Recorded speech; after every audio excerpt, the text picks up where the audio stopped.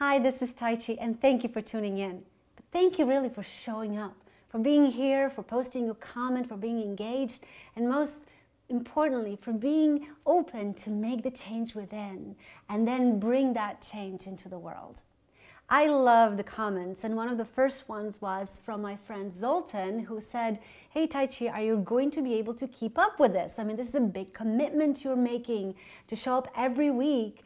And he knows my schedule, you know, with the concerts, touring with my boys, and he also put in your wifely duties. Yes, it is a big commitment.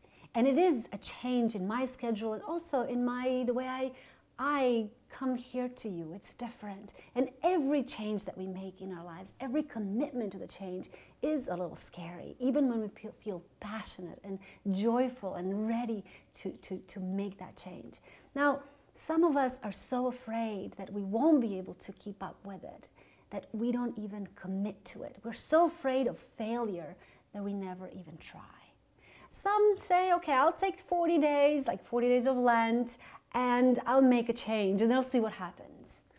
Some, like smokers, usually do this. They only commit to one day. I'll just do it for one day. And then next day, and days turn to weeks, into months, into years, and there you are. You made the big change, and you committed to it. Now, there's a different way to look at the commitment and take the fear out of it. It's just how we look at it. Is it a sacrifice? Is it a burden? Or is it joy? Is it going to bring us into a better place? Is it going to serve others and the world differently? So, one of the good examples is marriage. When we fall in love, we are so excited to make that commitment to spend the rest of our lives with that one person that we fall in love with. If we look at it as a sacrifice, then better do not make that commitment. If you say, I'm going to have to wake up next to that person for the rest of my life, that's something or somebody, the little voice saying, It can also be like your job. You got your dream job, you're excited, and you just can't wait to begin and to make commitment. You're going to sign the contract, no problem.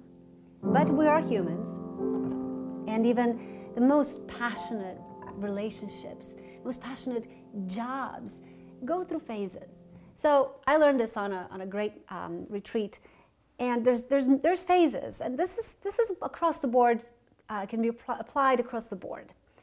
First is romance, when you fall in love and everything is just fairy tale, okay? You can conquer the world.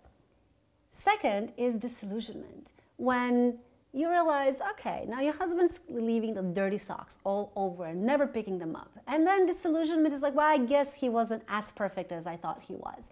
Or the job, okay, you love the job, but your boss keeps asking you to work Saturdays. And you're missing too many of your son's baseball games. And you become disillusioned with your job, with your company. And if you don't do anything about it, that disillusionment turns into misery. I'm going to kill that guy. I'm going to kill him. I can't stand his dirty socks.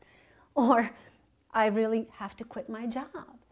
Sometimes, then the next phase is awakening. We have to awaken to our situation in order to change it. We have to say, okay, I'm miserable, and I have to do something about it because I don't want to get stuck in this place. And then we make the change, we awaken, we make the change. We either pick up the socks or say, look, okay, you can leave them, but only in this corner, okay? And then, hey, there's a solution. Or you go to your boss and say, look, I'm going to make sure that the job is done, the work is done, but just let me not be here on Saturdays because it matters to me. I don't want to miss my son's games. There is always a solution. And sometimes the solution is to give up, to say this is maybe not the right job for me. When we do awaken and we make the change within, then we go back to that first joy that we felt. Now, I would love to go back to now for a moment to that disillusionment state. It's there that we have to have tools. And we can really practice this tool on ourselves before we apply it to our marriage, to our job, and all the other, in our relationship with God. And the way you do it is like, okay, so For example, me and exercise. I cannot make the commitment to exercise. It's really, really hard. Now, if you told me that I was exercising because I was doing this tour, I needed to be fit, I would be up with my running shoes on and I would be training every day. But for some reason, I can't motivate myself. So I go through romance. I got this new, like, okay, a dance class or whatever it is, and I love it. Well, you know, after 2-3 weeks, I get disillusioned. It's really not that great. I feel horrible. I don't like it. It's boring, and I stop. And then I just keep going from one exercise program to another, from one gym to another, from one thing to another. But really, the change that has to happen is the way I look at it. Do I want to be healthy or not? It's really not whether the program works for me. It's do I want it? And what is it that really the core, the issue, the essence of why am I willing to make this change? When we do this often on our own and we become mindful of it and aware of what we're doing, then we can apply it in relationship with somebody else, which is harder because in a marriage, both people have to awaken, especially if there is a struggle, and make that change together. Now, I believe that it is hard because we're all on a different path. And sometimes the timing is not perfect. But if one of us makes the change within, we will change the way the other people are around us. They will see the change and they will be inspired. And if they can't see it, well, then maybe the timing is just really not good. But it's important to awaken and discern whether we want to just give up or keep up with it. Keep believing, keep loving, and keep committing to the change within. In the silence of my life, I got used to hear you breathe. At the end of each day, I fall apart without you near. When the sun comes up, I used to wake up by your side. I walk through a crowd and there is nobody around. I'm holding on to a piece of a dream, of a fairy tale that I thought was meant to be. And though I hurt, I still believe that all is possible for you and me.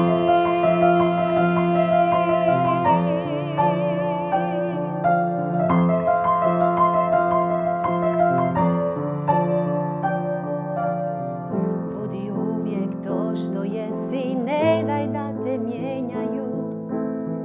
Neka sude i onako naše priče ne znaju. U jutarnjem suncu da te vidim kad se nasmiješ. U moru ljudi koji prolaze, lijepo je da postojiš. Jedan šapat u tišini duše, jedan tren kad od sebe baš sve daš. I jedna ljubav koja puni srce. I kad znaš da sve je moguće za nas. I don't want to live a life without you living it with me. I'm holding on to a piece of a dream, of a fairy tale that I thought was meant to be.